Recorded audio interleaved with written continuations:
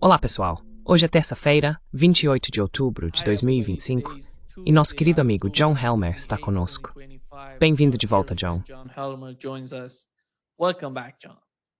Brother Nima, bom estar de volta.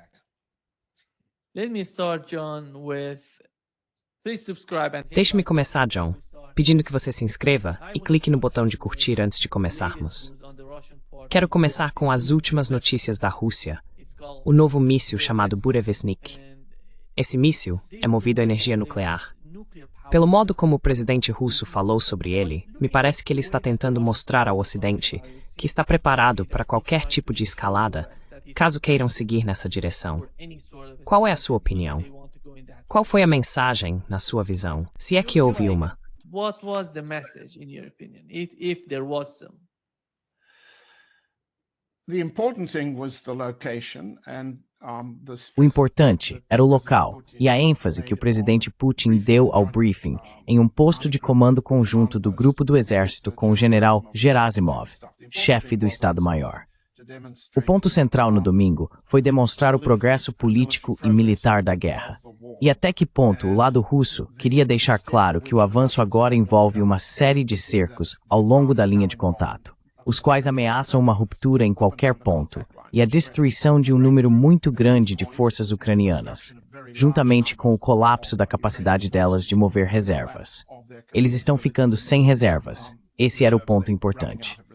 O motivo exato pelo qual o Burevestnik, o míssil de cruzeiro de longo alcance ou de alcance ilimitado, movido a energia nuclear e potencialmente armado com ogiva nuclear, foi mencionado, é menos claro.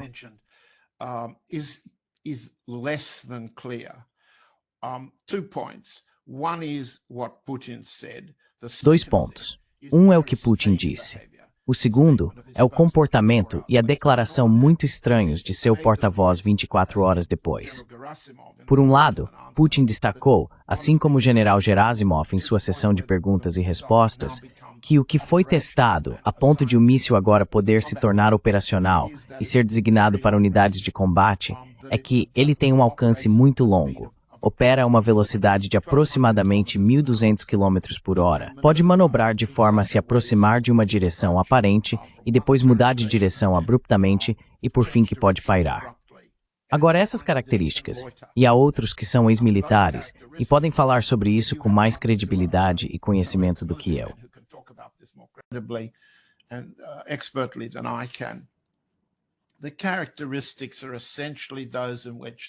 As características são essencialmente aquelas pelas quais o lado russo está dizendo: veja, senhor presidente, o presidente Trump, neste caso, nós temos uma arma contra a qual vocês não têm e não terão defesa. E não há nada parecido em seu arsenal.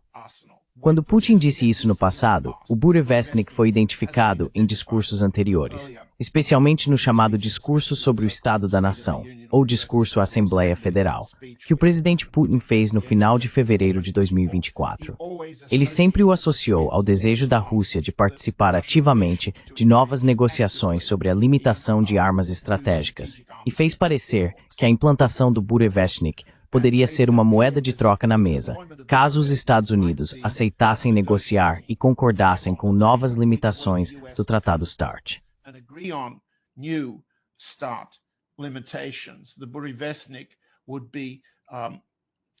O Burevestnik, bem, isso foi dito em 2024, e o presidente Putin repetiu no domingo.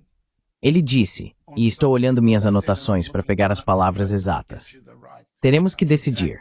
Precisaremos determinar a qual classe de armas esse novo sistema pertence, identificar possíveis modos de emprego e começar a preparar a infraestrutura para integrá-lo às nossas forças armadas.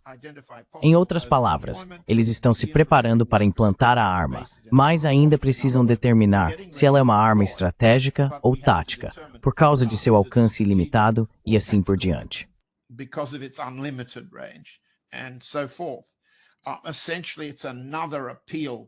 Essencialmente, é mais um apelo aos Estados Unidos para reabrirem as negociações do START. E é outro apelo que ecoa a declaração feita pelo vice-ministro das Relações Exteriores, Galuzin, de que não houve nenhum movimento por parte dos Estados Unidos em direção à Rússia nas negociações do novo START, que devem expirar muito em breve, em janeiro de 2026, e que o presidente Putin tentou estender por mais um ano. Portanto, de certo modo, é um aviso aos Estados Unidos. Por que vocês não estão iniciando as novas negociações sobre a limitação de armas estratégicas? A segunda coisa que aconteceu, e é algo bastante estranho, é que 24 horas após a declaração de Putin, Dmitry Peskov pareceu contradizê-lo. Dmitry Peskov seemed to undercut him. What Peskov said was, and I'm looking again down at my O que Peskov disse foi, e estou olhando novamente para minhas anotações para obter a citação exata, não há nada aqui que possa ou deva agravar ainda mais as relações entre Moscou e Washington, especialmente porque elas já estão no mínimo. Até agora, apenas os primeiros passos tímidos foram dados para tirar essas relações de seu estado anterior de estagnação. Um tanto ambíguo, admito. Sim, esse é o estado atual das negociações entre os Estados Unidos e a Rússia em todas as frentes. A guerra na Ucrânia, a limitação de armas estratégicas, a retomada das relações diplomáticas entre o Departamento de Estado e a Rússia. diplomatic relations between the State Department and Russia. That's true. But he seemed to be responding to É verdade, mas ele parecia estar respondendo às críticas americanas de que Putin estava fazendo ameaças militares, dizendo, não se preocupem com isso, não é tão sério. Nessa altura, o presidente Trump havia dito, e posso ler o que ele disse, é interessante e diferente. Eles sabem que temos um submarino nuclear, o melhor do mundo, bem na costa deles. Então, quero dizer, não precisa percorrer 8.000 milhas. E eles não estão brincando conosco. Nós também não estamos brincando com eles. Testamos mísseis o tempo todo. Mas sabe, temos um submarino nuclear.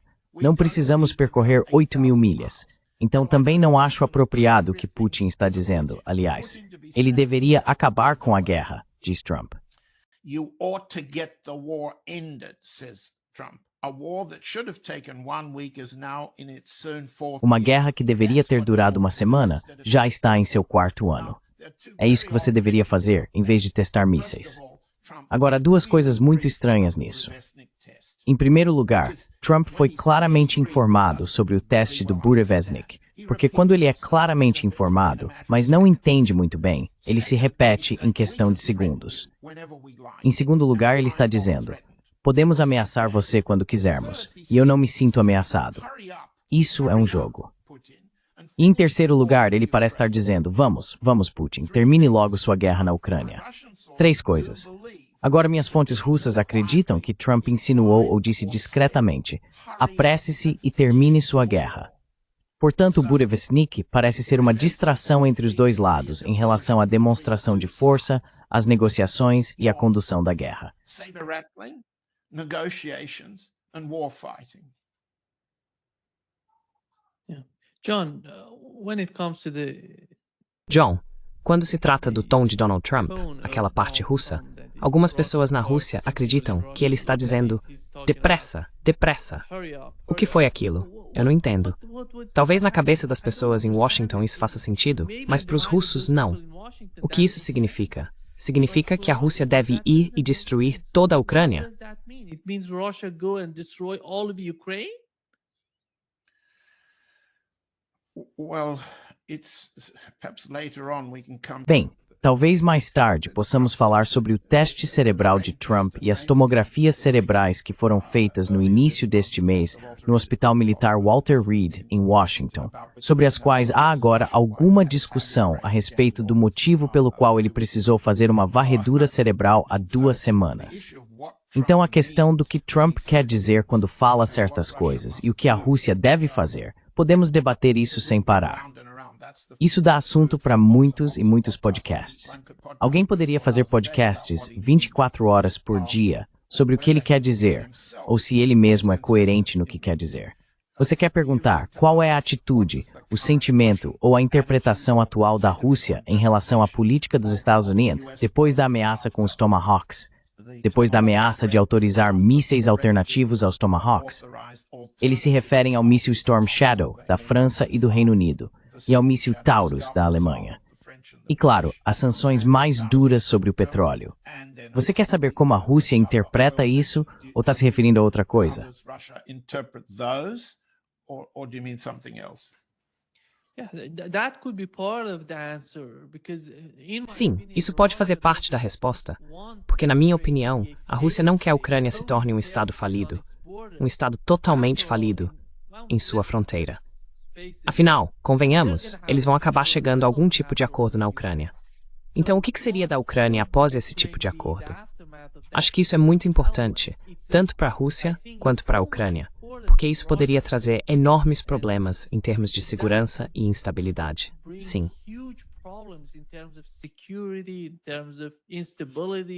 Yes.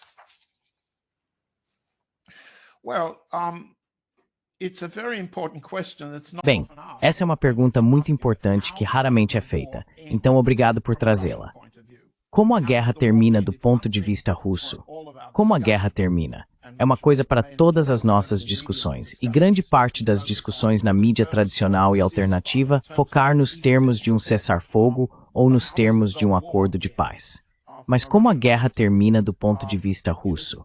Em muitos sentidos, é importante dizer que a forma de ameaça em múltiplas etapas de Trump, matá-los completamente, que é a linguagem dele, envolve ameaças de ataque seguidas por cessar-fogos, seguidas por arranjos de acordos falsos.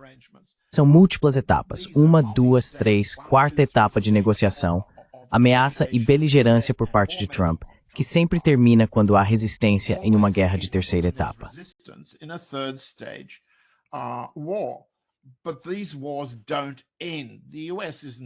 Mas essas guerras não acabam. Os Estados Unidos não pretendem mudar sua política fundamental em relação à Rússia. É por isso que a causa raiz desse conflito, como o lado russo continua dizendo, não será abordada por Trump. E o lado russo entende aquela tentativa específica, desde 2021, desde antes da operação militar especial, de alcançar um pacto de segurança mútua com a Europa e os Estados Unidos. Isso foi adiado para o futuro, depois de 2028, independentemente de quem for eleito presidente. Então, a curto prazo, até 2028, o que os russos veem como um fim para a guerra? Bem, deixe-me citar uma fonte a quem fiz essa pergunta nas últimas 24 horas.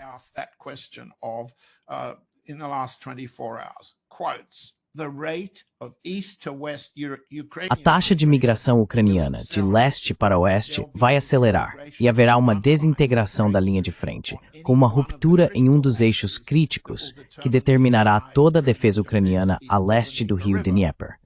A saída de Zelensky e Yermak ocorrerá quando os comandantes ucranianos não puderem mais ordenar que suas forças continuem lutando ou mantenham suas posições. É claro que haverá satisfação russa com as novas linhas regionais e com a profundidade da zona desmilitarizada que se estende para o oeste em direção a Kiev. E como você apontou, Nima, o terrorismo bandeirista, terrorismo ucraniano, terrorismo do regime de Kiev continuará, mas também continuarão os ataques de guerra eletrônica e as execuções vindas do lado russo em resposta.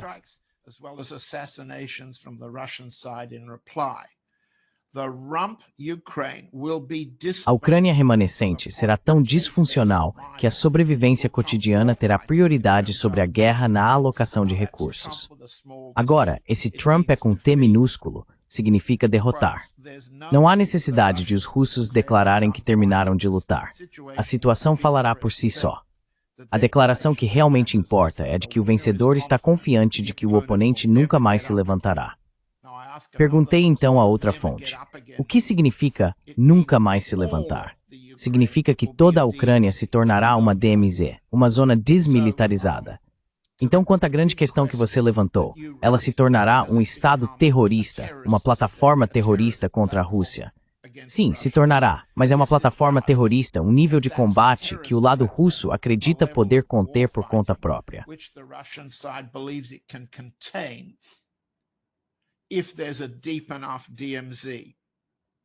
Se houver uma zona desmilitarizada profunda o suficiente, não deve haver bases, assessores, tropas ou instalações de armas da OTAN. Assim, a Ucrânia seria desarmada a ponto de poder manter apenas a segurança interna, em nível policial, mas sem capacidade de atacar a Rússia. Você perguntou o que o lado russo pensa sobre o fim da guerra.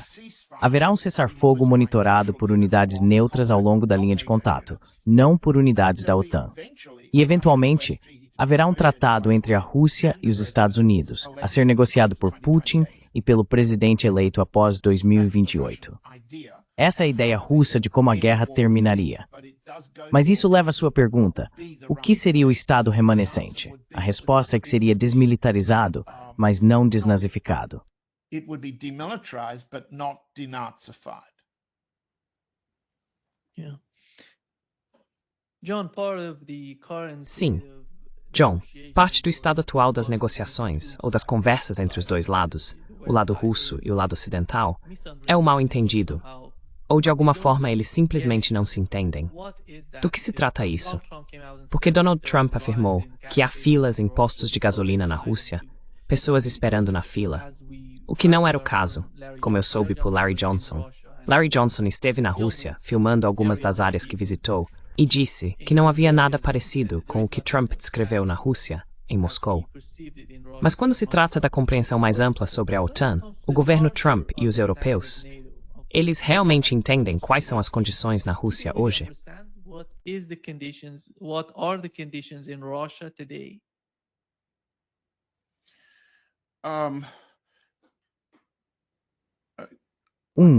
Estou fazendo uma pausa porque você está perguntando: eles realmente entendem?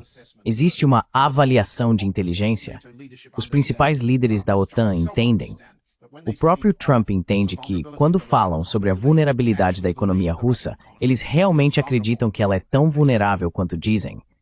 Acredito que eles não podem estar enganados sobre a situação econômica russa. Eu mesmo expliquei que houve escassez de gasolina, especialmente no sudoeste. Larry Johnson não deixou Moscou, e o que ele viu em Moscou não é uma descrição precisa da natureza das faltas de combustível. Elas foram reais e causaram um aumento na demanda e nos preços dos produtos petrolíferos. Elas foram amplamente reconhecidas e analisadas pela imprensa russa.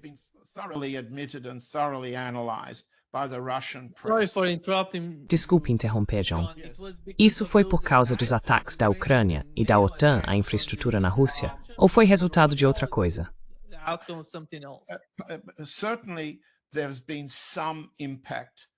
Certamente, houve algum impacto na produção das refinarias.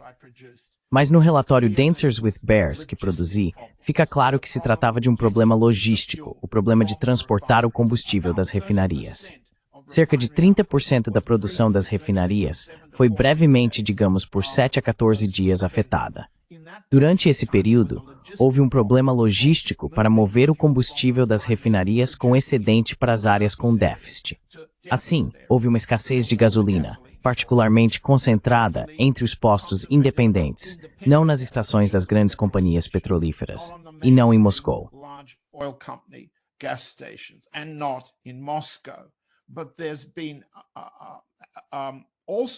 Mas também houve pessoas se aproveitando dentro da indústria e entre os consumidores. Quando você se depara com isso e todos nós somos iguais, você acumula, faz estoque. E o acúmulo no lado comercial significava indivíduos, intermediários, explorando faltas pontuais, faltas regionais, faltas no sudoeste, para obter margens maiores vendendo gasolina, gás e outros combustíveis em outros lugares. Então, todos esses problemas eram reais. É preciso entender que a Rússia tem capacidade de resolver seus problemas rapidamente e vem resolvendo a escassez de gasolina. Ela também precisa defender suas refinarias. Então podemos entrar nesse ponto.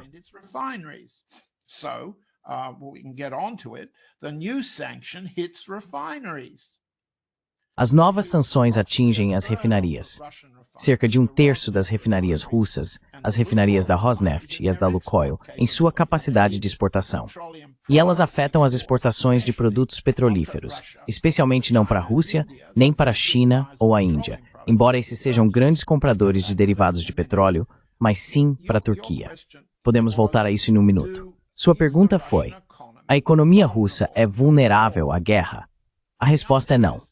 E a explicação que tentei apresentar por escrito é a mesma que os próprios russos dão. O maior dano, e isso vem de Mikhail Delyagin, uma voz importante na formulação de políticas econômicas na Duma estatal, ex-economista de Yeltsin, um dos melhores e mais críticos economistas da oposição. Mikhail Delyagin is saying the biggest damage to the Russian Mikhail Delyagin está dizendo que o maior dano à economia russa não vem da guerra em si, nem dos drones, dos ataques de drones, ou mesmo das sanções. Vem da governadora Nabiullina e do Banco Central da Rússia. Por quê? Por quê? E eu não acredito que Larry Johnson tenha falado sobre isso. O Banco Central da Rússia tem mantido taxas de juros extraordinariamente altas, e Nabiullina se recusou a reduzi-las. O corte mais recente da taxa básica reduziu a taxa de 22 para 20, e depois ela foi diminuída para 16,1% em 24 de outubro. A política atual do Banco Central é, na prática, reduzir o crescimento econômico russo a zero. Deixe-me explicar. Esse é o verdadeiro dano à economia russa. And this is the damage to the Russian economy. And it's endorsed by the president and Kremlin. E isso conta com o endosso do presidente e do Kremlin. Deixe-me ler o que Nabiullina descreve como a política. Estou lendo o comunicado do corte da taxa básica do Banco da Rússia de 24 de outubro. Citação. O desvio positivo da economia russa em relação a um caminho de crescimento equilibrado está diminuindo. É isso que se entende por crescimento zero. Crescimento zero. E ela anunciou que há fatores pontuais causando a inflação, diante dos quais mantém essas taxas de juros altíssimas que paralisam os investimentos. Um desses fatores pontuais é o aumento dos preços dos combustíveis automotivos. Não há dúvida de que o Banco Central reconhece a escassez e as expectativas inflacionárias nas bombas de gasolina.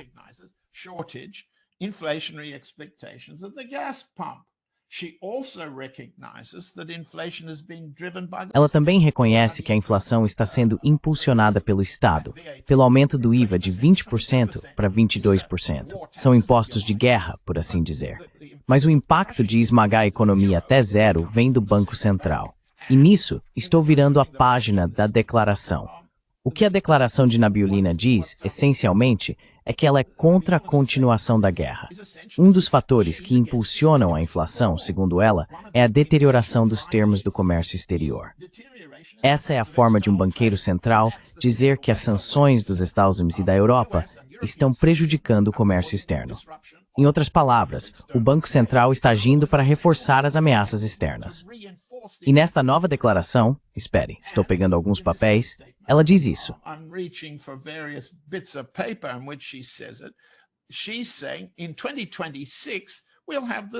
Ela está dizendo que em 2026 teremos o mesmo nível de taxa de juros do Banco Central. Agora, todas as vozes empresariais importantes, e os consumidores também, se opõem a esse nível de juros do Banco Central. Mas o presidente Putin continua a defendê-la. E ela insiste que esse corte de 50 pontos base da semana passada será tudo o que fará, porque no próximo ano pretende manter essa taxa de juros muito alta. E esse é o princípio. Voltando à declaração de Delyagin, a principal ameaça à economia russa. As potências da OTAN, os Estados Unidos, entendem que essas são feridas auto-infligidas, que podem ser mudadas, que não respondem à sua política de guerra? Provavelmente sim, mas certamente não o dizem.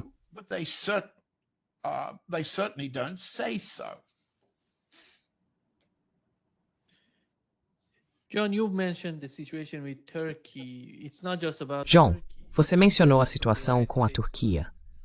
Não se trata apenas da Turquia. Você sabe, a pressão dos Estados Unidos sobre a Hungria e a Turquia.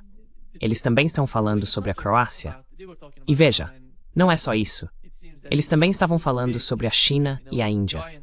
Parece que esses são dois países enormes, muito mais difíceis para os Estados Unidos pressionarem sem enfrentar algum tipo de repercussão em sua própria economia. Mas quando se trata de países como Turquia, Hungria, Eslováquia, esse tipo de país, como eles podem exercer pressão sobre eles? Antes de entrar nesse ponto, aqui está o que Matt Whitaker, o embaixador dos Estados na OTAN, disse sobre isso na Fox News.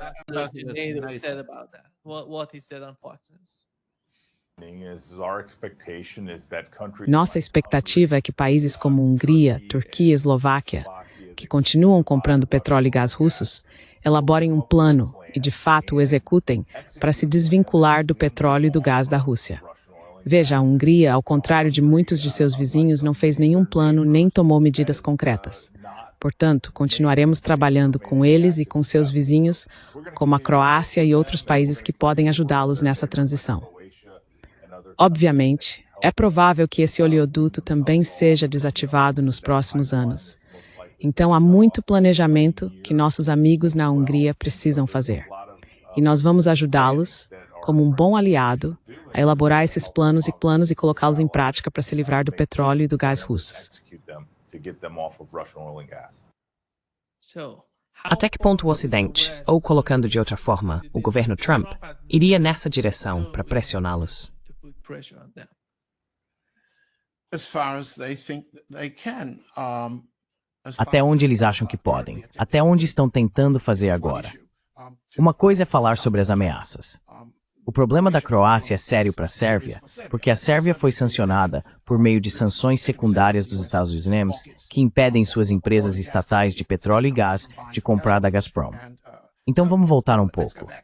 Em certa medida, a reação às sanções petrolíferas dos Estados Unidos foi dizer que elas não são sérias. Um dos podcasters que ouvi disse que elas não são sérias nem eficazes, porque visam os ativos da Rosneft e da Lukoil nos Estados Unidos, embora essas empresas não tenham ativos significativos lá. A sanção é simbólica, não real. Tokenism, not real.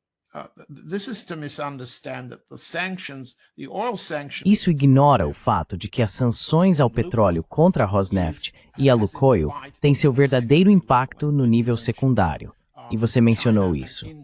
A China e a Índia são os principais compradores de petróleo bruto e são os alvos das sanções dos Estados Unidos, destinadas a cortar, como o embaixador Whitaker acabou de dizer, o comércio de petróleo e gás da Rússia, neste caso, o comércio de petróleo, com seus principais compradores de petróleo bruto, que são a China e a Índia, depois quantidades muito pequenas pela West Bank, Turquia e, por fim, uma quantidade mínima de Myanmar. Mas o comércio de derivados de petróleo é diferente. A Turquia é a principal compradora de produtos petrolíferos russos. Isso inclui querosene de aviação, gasolina, diesel, mazoute, combustível para caldeiras e assim por diante, além de combustível para navios. Boiler fuel and so forth, and bunkers for ships. Turkey's the principal importer of oil products. A Turquia é a principal importadora de produtos petrolíferos, seguida pela China e pelo Brasil. E estou lendo de um relatório de junho ou julho, depois China, Brasil, Índia e Singapura, que reexporta produtos petrolíferos russos, além da Arábia Saudita e dos Emirados Árabes Unidos. Todos eles são alvos. E como Whitaker acabou de dizer, nosso objetivo é destruir a capacidade de comércio da Rússia. Destruí-la. Isso nos leva a um nível de guerra com a Rússia comparável às sanções de Franklin Delano Roosevelt contra o Japão em julho e agosto de 1941. A primeira sanção, em 26 de julho de 1941, congelou todos os ativos japoneses nos Estados Unidos. Podemos considerar isso comparável ao congelamento dos ativos estatais russos, os 300 bilhões de euros, ou dólares, congelados em 2022, imediatamente após o início da SVO. Of 2022, immediately after the SVO started. Now we have an attempt to cut off. Agora temos uma tentativa de cortar por completo todas as exportações russas de petróleo e derivados. Isso novamente é algo sério. Não é algo sem importância. É tão sério quanto o ataque de FDR ao petróleo japonês. Circunstâncias diferentes. Os japoneses dependiam das importações de petróleo, mas a Rússia depende das exportações.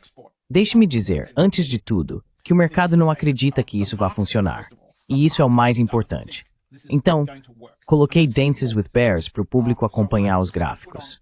Já que é algo sério, a questão é, como o mercado de futuros de petróleo reage hoje? E eles esperam uma escassez de oferta que faria o preço subir? Do they expect a shortage of supply which would drive up price? Now, when President Putin was asked to respond to Trump's... Quando o presidente Putin foi questionado sobre as sanções ao petróleo impostas por Trump, ele fez o seguinte ponto. Poderíamos citá-lo, mas essencialmente ele disse: expliquei a Trump que se você fizer esse tipo de coisa, vai restringir a oferta de petróleo e de produtos derivados no mercado quando não houver uma fonte alternativa de suprimento. Se você reduzir a oferta enquanto a demanda permanece constante, ou até aumenta, ou até diminui um pouco, ainda assim, você perturba a relação entre oferta e demanda e provocará aumentos de preços. Putin afirmou claramente: avisei Trump, Se você desorganizar o mercado dessa forma, seus motoristas enfrentarão preços de gasolina muito mais altos. Sharply increased gasoline prices, and aren't you going into election next year? E você não vai ter uma eleição no próximo ano? Você quer inflação no preço da gasolina nos Estados Unidos enquanto concorre à reeleição? Isso terá consequências sérias para você. Então, Putin deixou isso bem claro. O mercado, por outro lado, e eu tenho os gráficos, embora não vá mostrá-los, reagiu da seguinte forma. Houve um aumento de preço de 3 dias nos contratos futuros de petróleo, tanto para o West Texas Intermediate, que é a referência do petróleo dos Estados Unidos, quanto para o Brent. Ambos subiram. Estou olhando meus gráficos. O WTI inicialmente subiu cerca de 10 a 12% em 3 dias, mas depois reverteu e corrigiu. Na manhã de hoje, o petróleo WTI estava sendo negociado cerca de 6,3% acima do nível anterior às sanções, em 20 de outubro. It's October 20, the pre-sanctions level. So the market thinks that Então, o mercado acredita que, para o petróleo bruto, WTI, trata-se de uma interrupção limitada no fornecimento. O Brent subiu aproximadamente 12% nos primeiros 3 dias e agora está em 6,5%.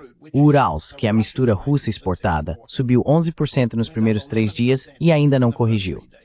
Agora, o que o mercado está dizendo? O mercado está dizendo que vocês não conseguirão parar o comércio. Então pedi às minhas fontes que explicassem isso, e vou apenas citar o que uma fonte do comércio de petróleo russo me disse de Dubai. Não há como parar o petróleo. Você só adiciona mais transferências de navio para navio e alguns pontos percentuais a mais para os intermediários. E pronto, ele segue seu caminho.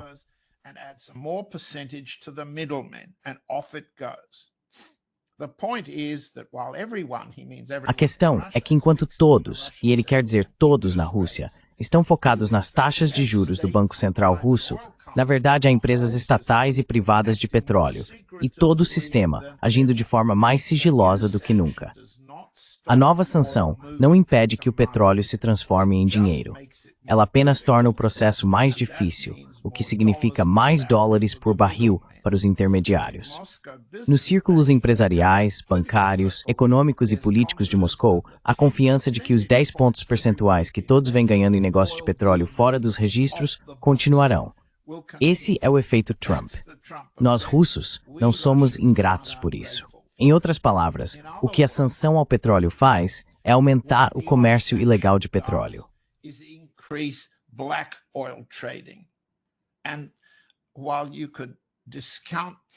Embora você pudesse menosprezar esse tipo de investidor, confiança excessiva, pode-se dizer, não há como ignorar os números do mercado.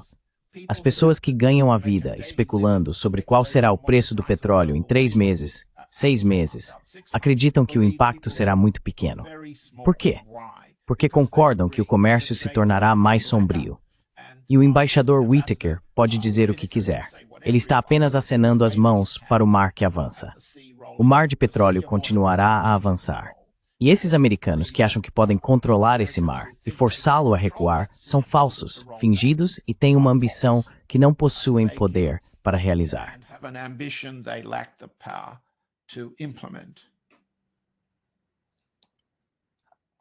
How do you connect the situation with oil? Como você conecta a situação do petróleo ao que está acontecendo entre os Estados Unidos e a Venezuela? Porque a situação está ficando crítica, John. Mesmo que assumamos que os Estados Unidos possam fazer algo na Venezuela, levar o petróleo venezuelano ao mercado vai levar tempo. Isso não vai acontecer amanhã, nem em 2 ou 3 meses. Vai levar tempo. Como devemos entender isso?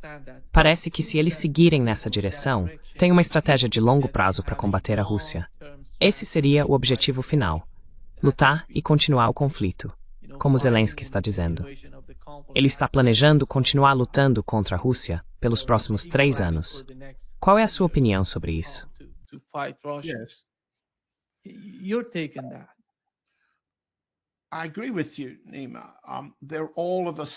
Concordo com você, Nima. Eles seguem todos o mesmo padrão, apenas em diferentes estágios de fabricação da guerra. Agora, deixe-me fazer uma observação geral e depois chegaremos à questão venezuelana. É muito importante falarmos sobre a Venezuela. Para cada uma das, o que é 8, 9 ou 10, chamadas iniciativas de pacificação de Trump, como ele as conta, houve uma ação de guerra de Trump, certo? E basicamente podemos dizer que essas ações têm 3 estágios. Primeiro, Trump começa com o discurso do matar até o fim. E sua declaração sobre os supostos traficantes de drogas venezuelanos, a qual voltaremos em um minuto, foi uma completa mentira. Foi nós os matamos até o fim. Ele disse isso. Esse é o tipo de discurso que, quando combinado com sanções e ataques a setores econômicos, como a capacidade da Venezuela de exportar petróleo, é chamado de sanções contra um inimigo. They're called sanctions against an enemy. They're called tariffs when they're applied to neutral or allied. Eles são chamados de tarifas quando aplicadas a estados neutros ou aliados. Nesse estágio, a guerra de Trump é essencialmente uma tentativa de provocar uma rendição interna, liderada por uma quinta coluna de políticos, empresários ou agências de segurança governamentais, generais e policiais, que foram cultivados ao longo dos anos pela Agência Central de Inteligência, pelo Departamento de Estado ou pelo Pentágono. E essa quinta coluna precisa ser mobilizada. Primeiro, vimos isso quando Israel e o Mossad tentaram promover uma mudança de regime no Irã no início da Guerra de Junho. Depois, como vimos na Venezuela, primeiro houve a candidatura de Guaidó, se opondo ao governo eleito, e agora temos a mulher ganhadora do Prêmio Nobel, Machado.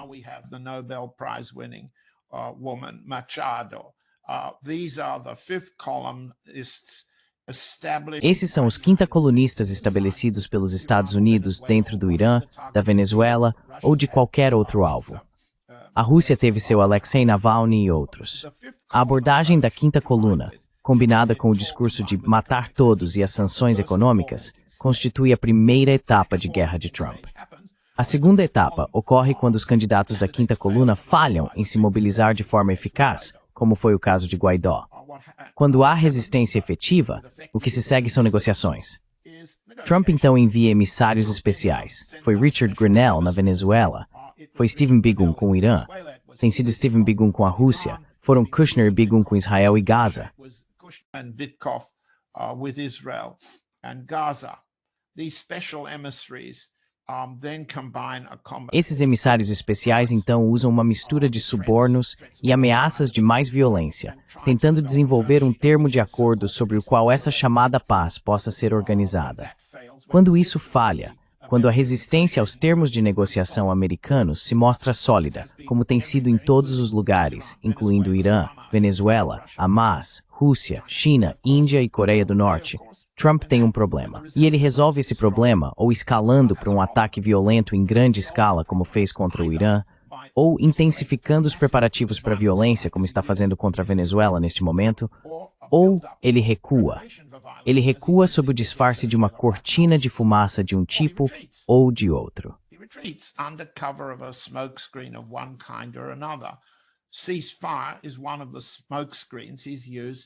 O cessar-fogo é uma das cortinas de fumaça que ele usou em várias fases de suas ações de guerra no passado. Então vamos voltar à terceira fase da guerra de Trump contra a Venezuela. O que está realmente acontecendo?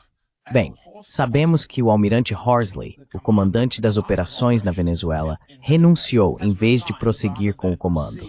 Ele não declarou isso publicamente, mas podcasters explicaram, e é verdade, que Horsley acreditava, assim como muitos generais norte-americanos no comando, que as ordens do comandante-em-chefe eram ilegais e inconstitucionais.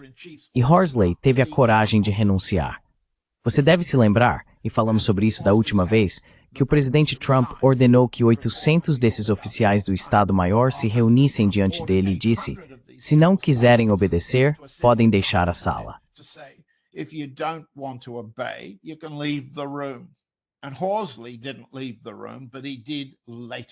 E Horsley não saiu da sala naquele momento, mas saiu depois. Então onde estamos? Até agora, pelo que contei, houve 9 ataques militares separados por drones ou mísseis dos Estados Unidos contra supostos traficantes venezuelanos. A guerra contra as drogas não é uma nova guerra contra um alvo nos Estados Unidos.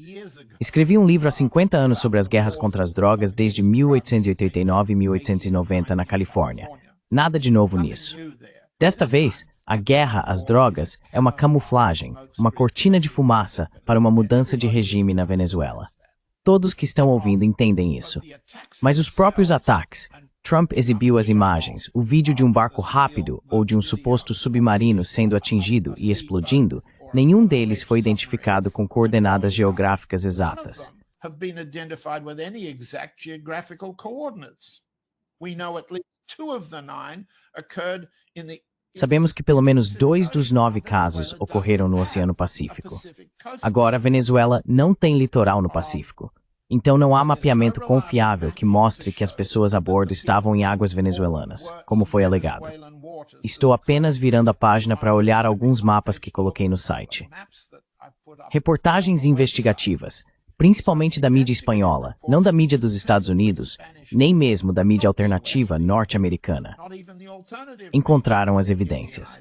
Mas as evidências mostram que não há provas de tráfico de drogas, de cargas de drogas, ou da capacidade dessas lanchas rápidas de transportar qualquer carga por 1000 milhas náuticas ao norte até a costa da Flórida mais próxima. Portanto, a alegação de que elas representavam os Estados Unidos é uma mentira. É falso.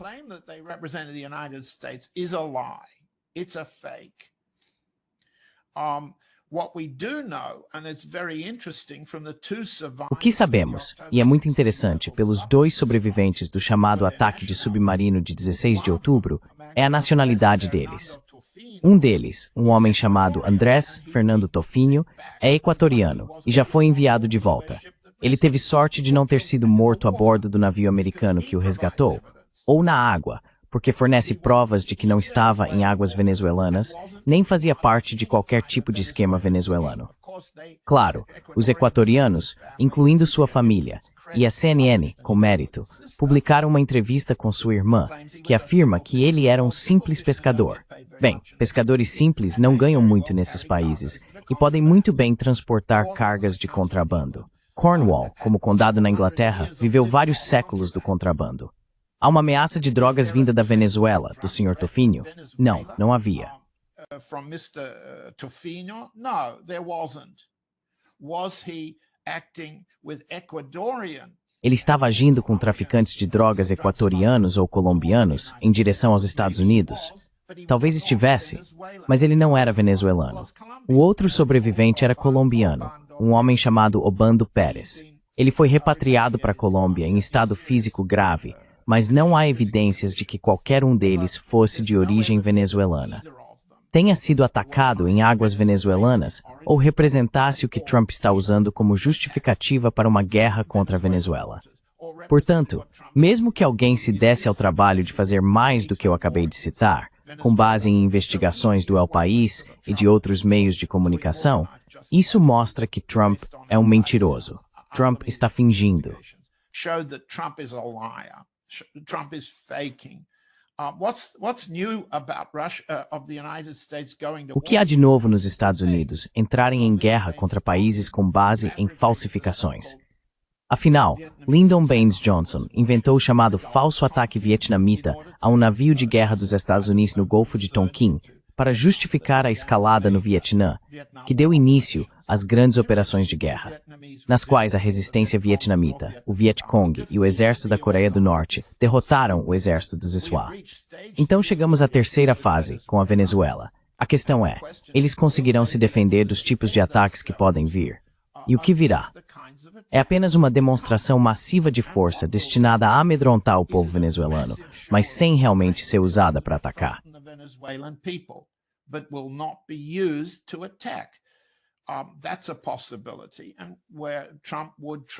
Isso é uma possibilidade. Trump pode tentar mobilizar a Sr. Machado para criar algum tipo de perturbação interna.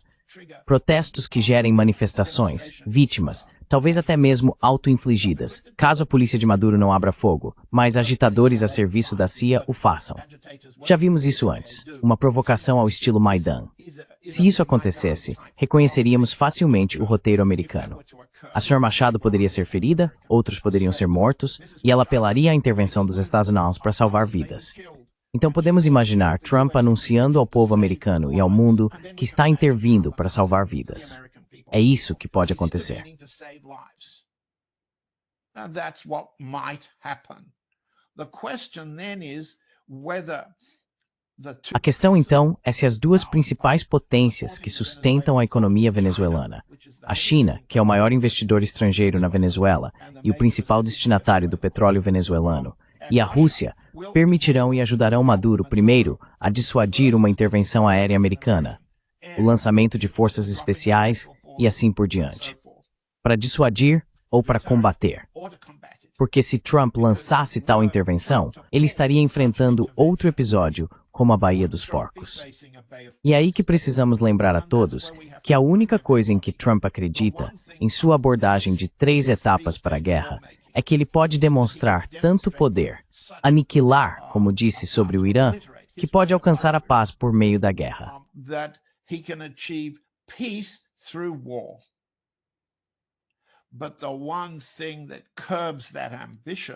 Mas o que freia essa ambição é a perspectiva de perder, a perspectiva de enfrentar baixas, a possibilidade de que uma aeronave dos Estados Unidos seja abatida, de que um fuzileiro naval, forças especiais ou comandos desembarcando na Venezuela encontrem uma defesa inesperadamente forte que os aniquile. Uma Baía dos Porcos.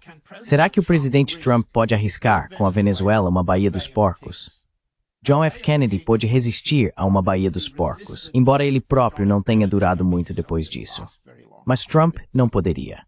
Uma derrota do tipo Baía dos Porcos em uma costa venezuelana seria dramaticamente prejudicial ao regime de Trump e a toda a sua ideologia de 3 estágios. Fazer guerra como meio de fazer a paz.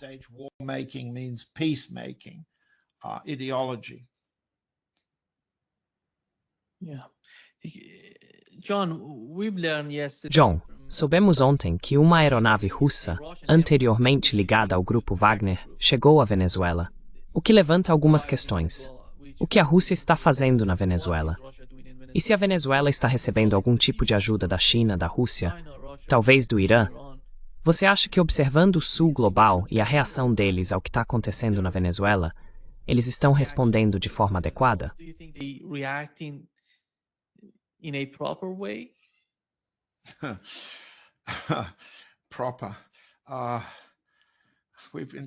Correto. Nós perdemos completamente. Bem, o mundo perdeu a noção de decoro. Estamos em guerra, como você disse, em todo o sul global, na Europa e no Extremo Oriente, porque não há fim para essas operações de guerras de Trump significam paz em 3 etapas. Chame isso de imperialismo, para simplificar. Publiquei, para que nosso público possa acompanhar se quiser, um relato das relações da Rússia com o regime de Maduro, o governo Maduro, e antes disso com o governo Chávez. Analisei a terminologia dos compromissos no Acordo de Parceria Estratégica Russo-Venezuelano, que acaba de ser ratificado pelo lado russo. Ele foi ratificado há cerca de 1 mês pelo lado venezuelano e assinado no início deste ano.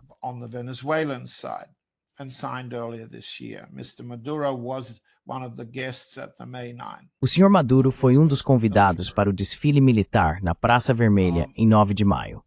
Há uma relutância por parte do lado russo e uma relutância ainda maior por parte do lado chinês em tomar explicitamente o partido da Venezuela na defesa contra os Estados Unidos. Nosso público talvez tenha uma documentação melhor do que eu tenho para esta noite, ou essa manhã, ou esta tarde, dependendo de onde você esteja, sobre declarações chinesas em apoio à Venezuela sob ataque. Mas eu não vi nenhuma. Isso não significa que secretamente e de forma discreta, tanto as grandes potências quanto outras potências menores, com muito maiores capacidades de resistência, como o Irã, não estejam fazendo o que podem. A questão continua sendo o sigilo.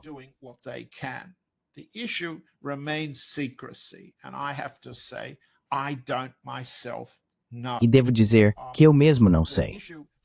A questão para os Estados Unidos é o que suas capacidades de inteligência lhes dizem sobre a crescente capacidade de defesa da Venezuela, de infligir um nível de baixas que os Estados Unidos não possam aceitar, uma possibilidade de Baía dos Porcos. Também não sei a resposta para isso. O que o presidente Putin está determinado a fazer é tentar resolver as ameaças de combate de terceira fase vindas de Trump neste momento, e tentar manter o máximo possível de apoio do terceiro mundo e dos BRICS à Rússia, entendendo que suas tentativas de negociar um acordo de segunda fase com Trump fracassaram. E à medida que fracassam, o lado russo precisa demonstrar sua boa vontade ao buscar se defender. its goodwill in seeking to defend itself. It is acting in all Está agindo de várias maneiras para apoiar o Irã de forma discreta. There is a Existe, digamos, uma parceria estratégica mais explícita com o Irã, mas não tão explícita em termos de defesa mútua quanto a que existe entre a Rússia e a Coreia do Norte. Essa é a mais forte. Um ataque a um é um ataque ao outro. Um tipo de arranjo semelhante ao artigo 5º do Pacto da OTAN. Um acordo de segurança, um por todos e todos por um. Isso existe entre a Rússia e a Coreia do Norte, mas ainda não foi posto à prova. Não existe na superfície ou no papel com o Irã, mas está sendo testado em um nível de capacidade de dissuasão russa contra Israel e outro tipo de ataque dos Estados. Está sendo desenvolvido de forma muito discreta e secreta com a Venezuela.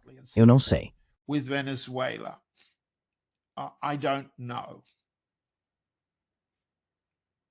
Obrigado, Joe. Muito obrigado por estar conosco hoje. Thank you, Um John. grande Thank prazer, you como so much sempre. for being with us today. Obrigado por me receber, Nima. As always. Thank you for having me, Nima. See you Vejo você na próxima semana. See you. Até mais.